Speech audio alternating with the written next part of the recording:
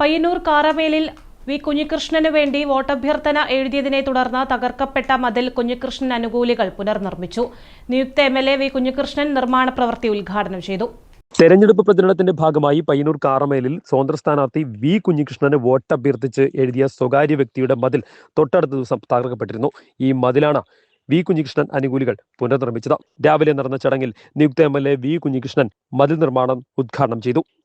ഈ തെരഞ്ഞെടുപ്പുമായി ബന്ധപ്പെട്ടുകൊണ്ട് ഇതിൻ്റെ തുടക്കം മുതൽ തന്നെ ജനാധിപത്യം തകർക്കുന്ന രീതിയിലുള്ള സമീപനമാണ് LDFന്റെ ഭാഗത്ത് നിന്നുണ്ടായത്. പ്രചരണ പ്രവർത്തനങ്ങളെല്ലാം തകർക്കാനുള്ള ശ്രമം തുടക്കം മുതൽ നടത്തിയതാണ്. പയ്യന്നൂരിൻ്റെ മാത്രമല്ല, കേരളത്തിൻ്റെ ചരിത്രത്തിൽ തന്നെ ഒരു കക്ഷി എഴുതിയ ചുമര് മായ്ച്ച് അന്ന് രാത്രി തന്നെ മറ്റൊരു കക്ഷി അതേ ചുമരെഴുതുന്ന ഒരു രീതി ഈ കേരളത്തിന്റെ ചരിത്രത്തിൽ തന്നെ ഉണ്ടായിട്ടില്ല. ചുമരെടുത്ത് വായിച്ചാൽ തർക്കങ്ങളെല്ലാം ഉയർന്നു വരാറുണ്ട്.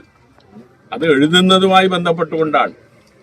പക്ഷെ എഴുതിയ മതിൽ കണ്ടക്കോരമുക്കിൽ അന്നൂര് ഇവിടെ അടുത്താണല്ലോ, എഴുതിയ മതിൽ മായ്ച്ച് അന്ന് രാത്രി തന്നെ മറ്റൊരു കക്ഷി ചുമരെടുത്ത് നടത്തുന്ന ഒരു രീതി ജനാധിപത്യത്തെ ഏത് നിലയിലാണ് ഇവർ കാണുന്നത് എന്നതിൻ്റെ തെളിവായി നമ്മുടെ മുമ്പിൽ ഉള്ളതാണ്.